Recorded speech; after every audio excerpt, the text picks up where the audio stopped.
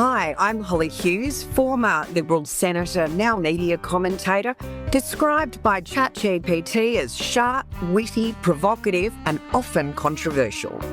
My name is Tim Blair. I'm a Daily Telegraph columnist and I never cheat at pickleball, ever.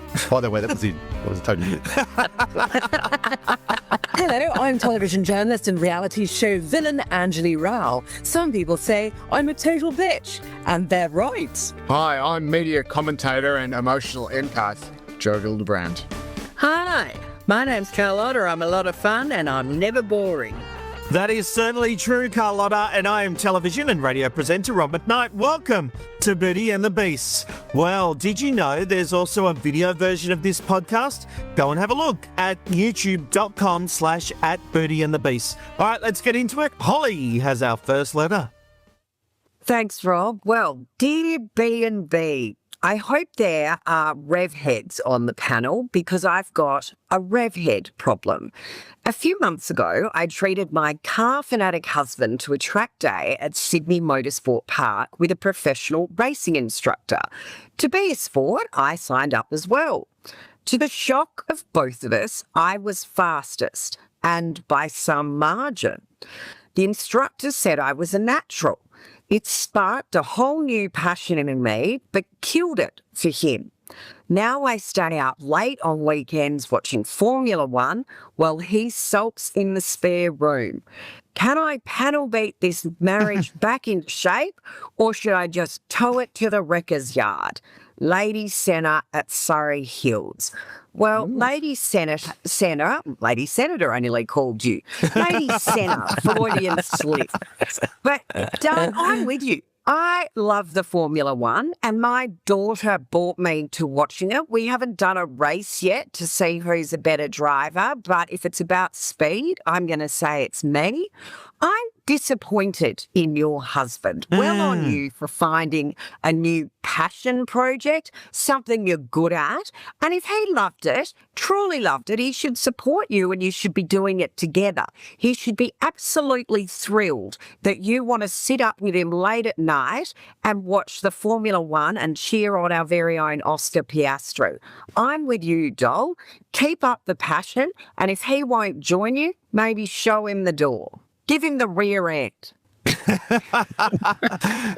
Ange, this is pretty pathetic, though. The wife beat him, so he doesn't want to play with the with the cards anymore. No. Look, okay. Disclaimer, I didn't get my license until I was 39 years old. Oh, and my God. Shut up. So we all beat you. So I can't parallel park. If I'm called upon to parallel park, I'll just drive 5 miles away and walk back. Seriously. So Lady Senna honestly needs to give her man baby a bottle and a nappy change because, he was obviously less Michael Schumacher and more Mr. Bean. Who can play there? Honestly, it's like, who wouldn't love to be told that they're a natural, and particularly what's sort of traditionally, a guy's game. But, men and their toys, well, they don't cope very well when we beat them at their own game, Lady Senna. And if it was me, then I'd carry on because, you discovered something exciting and fun and you love it. And you don't have to dim yourself just to spare his pathetic little baby man pride. And if he really loves you, he'll cheer you on from the pit lane and he'll be happy about it. Other than that, he's a bit of a dish. Joe, is this proof that when it comes to men and women need to fake it? Yeah, look, I don't know what all the fuss is about, Rob, to be honest. I've always been very fast. My wife is always telling me how incredibly fast I am, and that's before I even get behind the wheel. So it's not something I've ever had to worry about. But I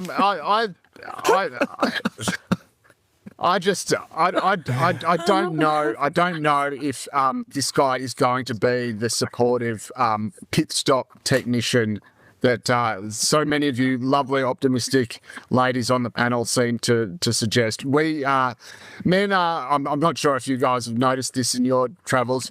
We're a petty, vindictive, small, vain, childlike species. And yeah. Wow, I never agreed with you so wholeheartedly, Joe.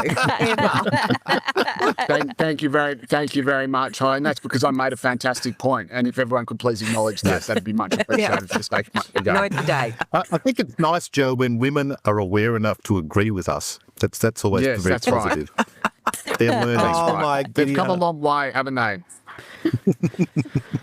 So what do you reckon, Tim? Should she have to change her abilities to suit her husband? Look, absolutely, she shouldn't try to accommodate this person's hurt feelings at all. Although, as Joe says, and I, like Joe, have no personal experience of this, but the male ego apparently is a fragile thing, I guess, according to some.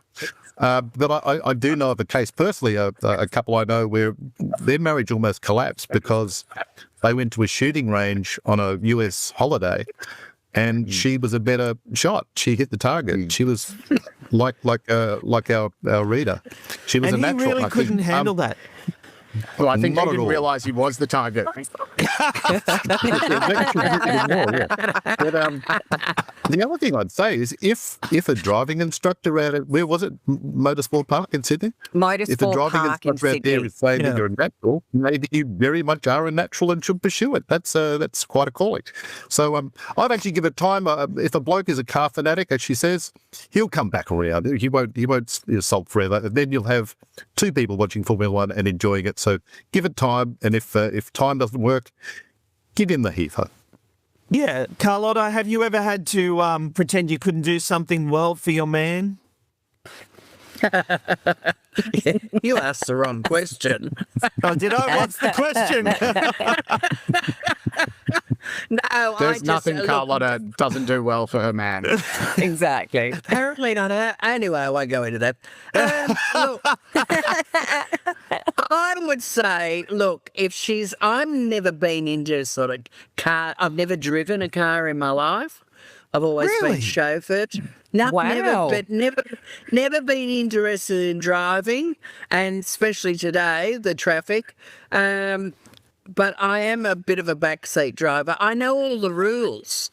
But look, if she loves this sort of thing, good on her. I just find it a boring thing to be into.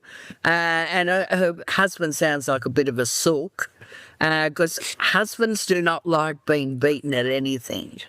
Maybe The only that's thing it. the only thing that they're good sometimes is when they're in the cockpit, and half the time they're not good at that either anymore. Well, what people may not know is Carlotta did try to learn to drive, and it was back in the days of gear sticks. And the problem was when she was with the instructor, she kept grabbing the wrong stick. Oh, God. Come on, that was good. I was so cheers.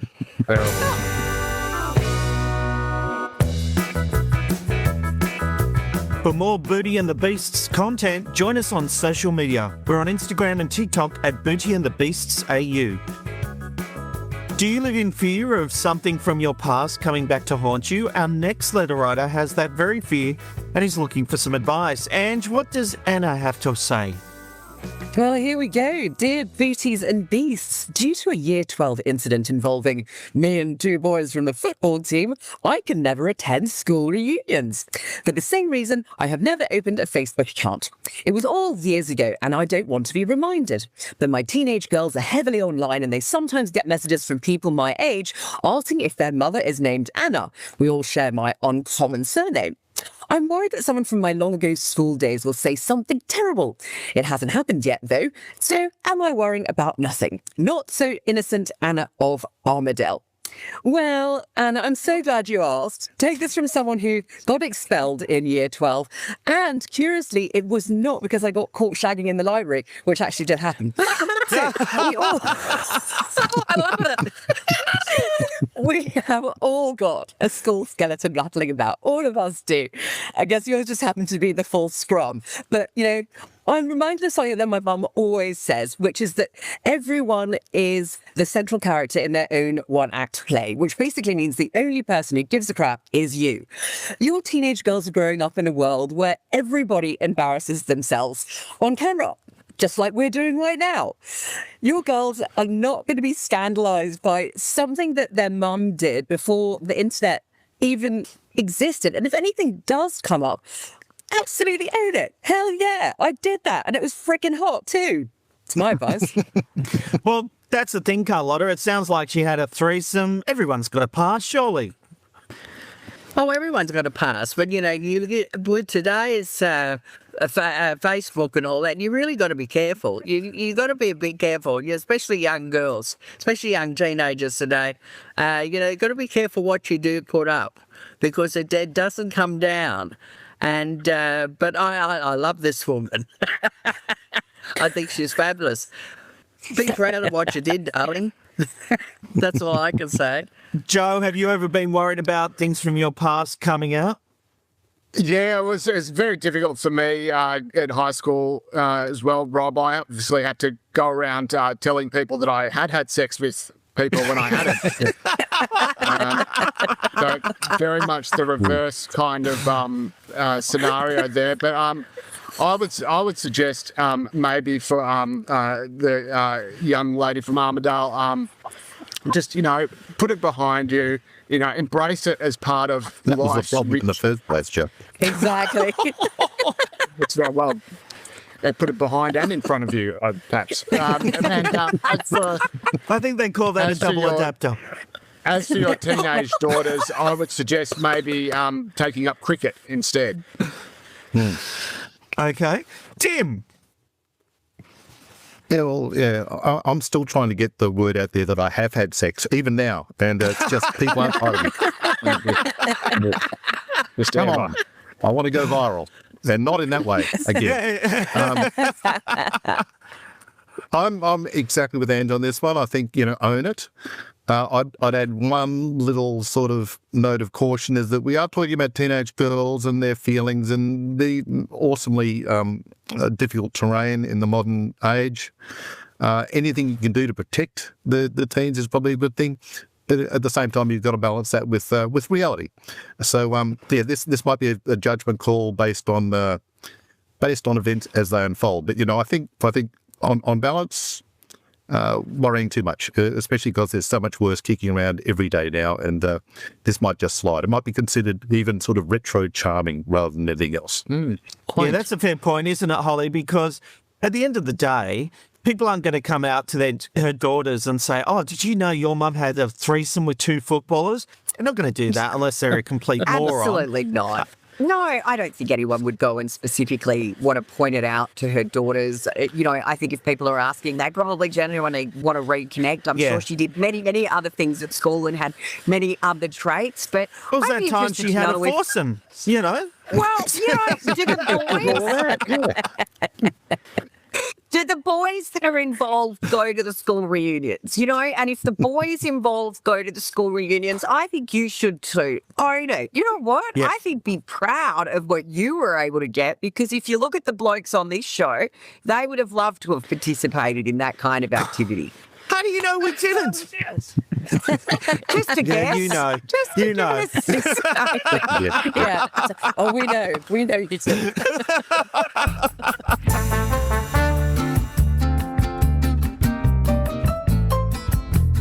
Well, they say you should never discuss religion or politics, rules that we absolutely ignore here at Beauty and the Beasts. But Tim, this next letter discusses what happens when friends don't share the same political views. Yes, this is from Alessia of Bandura. Dear Booty and Beasts, can I still be friends with my old uni pal? No. Oh, hang on. There's more. It seems we have changed paths when it comes to politics. I'm one for speaking my mind on all international chaos, all the international chaos rather, and marching and protesting about the right-wing tendencies of the world. Well, I think I know which way my answer's going to go on this one. My friend suggests I should just ignore world politics and focus on what Australia can fix, like our crime rate, Indigenous kids going to school, and renewable energy. She says Australia can't fix the world and to keep my nose out of it. Should I dump her? What do you think? Writes Alessia of Bandura.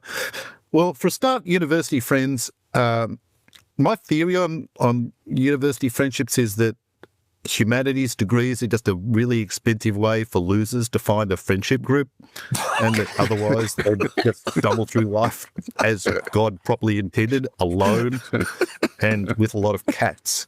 But if you are saddled with university friends and they change path, perhaps some of them grow up and become a little more alert to events outside of green electorates, well, you're going to have to make a decision, and this appears to be the case. I'm not sure. Really, though, that they sound that different in their worldviews. It's just that one of them's got a kind of a local kind of left-leaning aspect to her politics. The other one's a bit more international left-leaning on the thing. They might be overlapping more than they realise, and perhaps they should just sit down and have a bit of a chat about it. So it seems like we've got an international leftist and a more nationalist domestic leftist. So it's kind of like Trotsky hanging out with Stalin, which sounds like a great dinner party. Carlotta, isn't there a thing where it can also be fun if you don't fully agree with the politics of your friend? You can have it always makes for interesting conversation. Well, the problem is with today is that I find that I don't get involved with political arguments because I have a sister who is a real Trumpite, and I'm the opposite. So I always say that when we it's like watching Tim wants to know if she's single. No. Oh, please.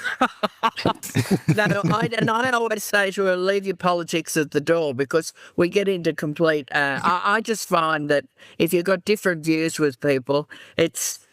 like, especially if they're coming to visit you or anything, I don't get involved with it because it's just you've got your views, they've got theirs, and you end up having a bloody fight over nothing, really. Oh, Holly, I couldn't disagree more with that.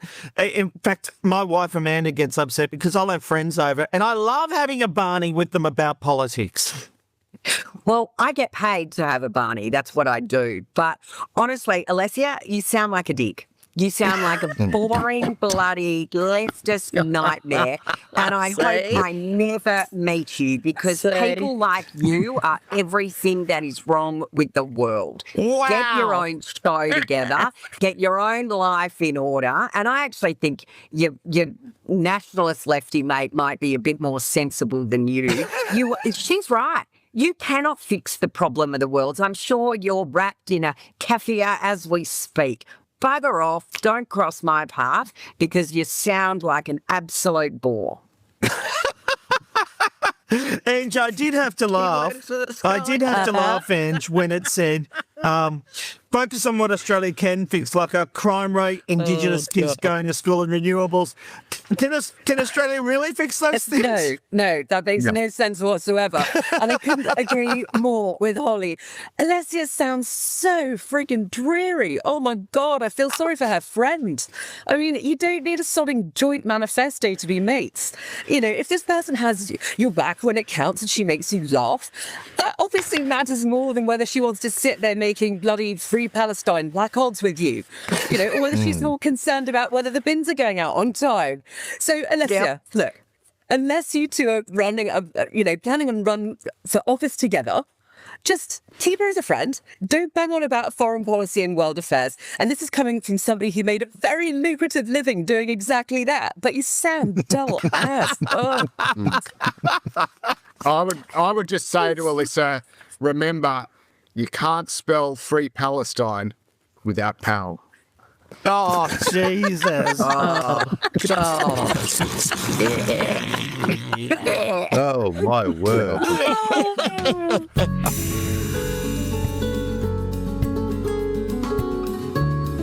Well, as the father of 3 teenage daughters, I know there can be tough times for kids trying to navigate friendships, but this next letter is cause for concern, isn't it, Carlotta? Yep. It's Shirley from Newstead.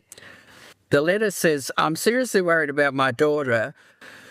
I get the teenagers are moody and have strange behaviour, but I noticed that she stopped eating, locks herself in the bedroom for hours, and is now starting to cut herself. This is happening a lot with a lot of teenagers, and it happened with a lot of kids that I used to help out, street kids at the Cross years ago.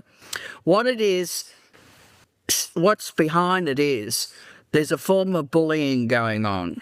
Yeah. These kids are getting bullied, and this is what sends them into this spiral of eating disorders. It's one of the main reasons, and they start mutilating themselves by cutting themselves and locking themselves away and not in conversation with their parents.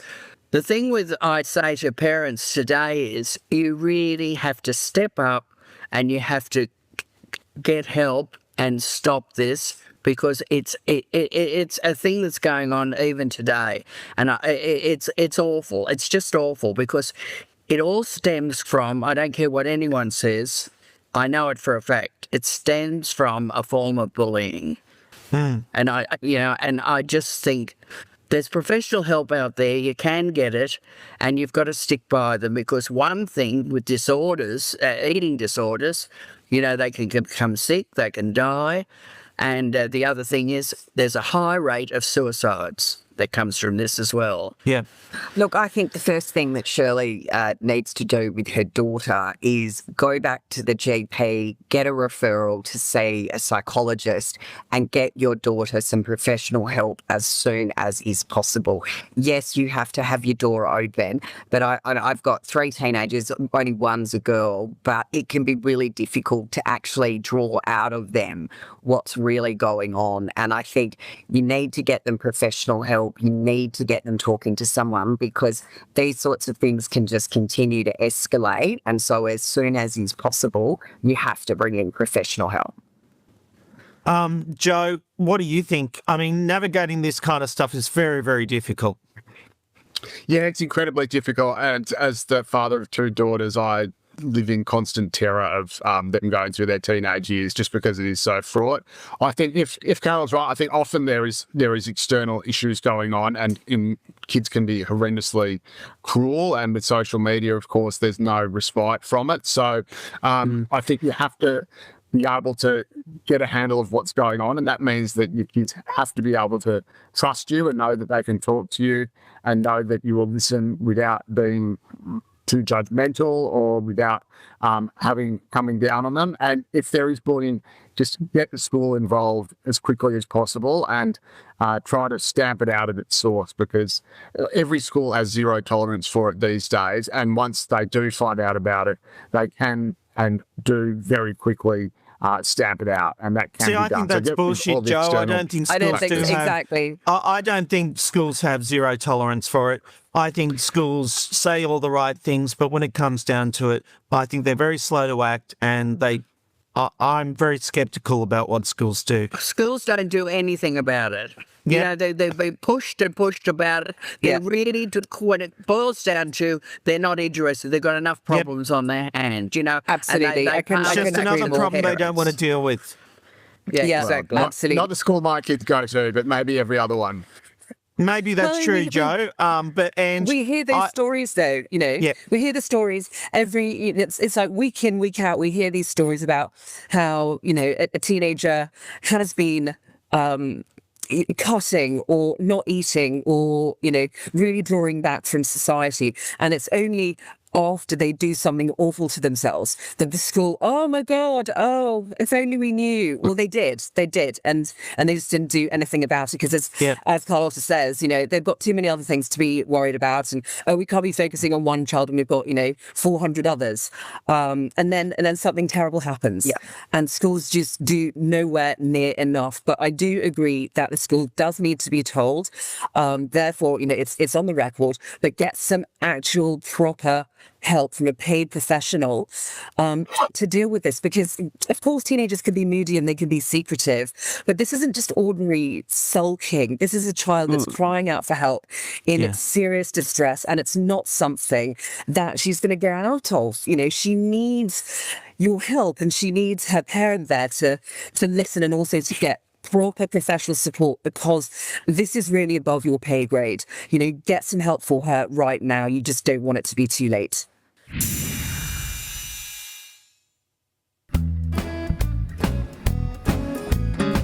Hey, have you checked out the Beauty and the Beast's website? Just go to beautyandthebeast.au for panel profiles, clips, links. You can even send in your own letter to the panel, and you get to see these beautiful people in all their glory. Except for Joe. all our glory. Just go to beautyandthebeast.au. Not that kind of a sight. I think I've done that joke before, but I love it. Joe Hildebrand, you've got our next letter. Thanks, Rob. Yes, Googling Beauty and the Beast is something I've been doing for a long, long time. I tell you, it's always very rewarding. Dear B&B, our final correspondent writes, I'm done with my cheap-ass bloke. We saved like crazy for our retirement, but now that we've made it to 67 with lots of cash to spare, he doesn't want to spend any of it. Even when I dragged him away for a couple of trips, he books the cheapest hotels he can find, catches public transport everywhere, and buys only the most miserly meals. Once I caught him washing his Sorry, jocks sounds like in my the hotel wife. sink, rather than spring for a coin laundry. The final straw was probably our last wedding anniversary. What a night that was. He splashed out on Uber Eats at a Broadbeach caravan park. Seriously, we've got millions. How can I get my beloved old coot to loosen up a little? Yours, Amanda McKnight. Oh, if only I had the millions you speak of, Joe. If only I had them. But no, that was Spendy Wendy of West End. Look, Love it. I don't know, Wendy. It sounds like your husband, knows how to really stretch his holiday dollar. Maybe that's how you got all your millions in the first place, because he was, and again, I'm not sure if Uber Eats is really, the best way to save money. I mean, if anything, you should have been buying a frozen McCain pizza and heating it up in the caravan park rec area. But he splashes out on Uber Eats for you. Pays the $3.50 delivery fee, and you're still not grateful. I mean, No, I believe he splashed out and got the priority delivery, Joe, for an extra $3. Holly, there's being thrifty, and then there's just being a tight-arse. Oh, absolutely. And Wendy, if you were part of that saving pool and you put in just as much effort as your husband, and it sounds like you actually still love him, so perhaps the advice I'm giving is not the right one. Yeah, I know But where you're going. It's 50-50, love. Take your 50%. You can't take it with you. And go and have some nice holidays. Go and find a bloke who wants to enjoy themselves with you, have a good time. You know what, doll? Find a new husband and get some new diamonds. Get something nice for How many yourself. divorces have you been through, Holly? Only one divorce currently. Sorry, I did think it was two, so I apologise. No, but I do It might refer be. to my current husband, and he's very well aware of that. And he always says the best so far. But he is the best so far. But don't enjoy your retirement, have a good time, and if he doesn't want to be part of it, bugger him off. It's half yours. Go and enjoy it. Carlotta, there is a thing there. If she helped save it, and even if she didn't, she's been part of that marriage, so she has helped save it. A divorce gets her 50% of it, and she can do whatever she likes. Oh, honey, some sleeping drops in his drink. Grab the credit card and go out and shop, baby. Shop. And then take the consequences afterwards. Just making a note here. Cancel Broadbeach Caravan Park.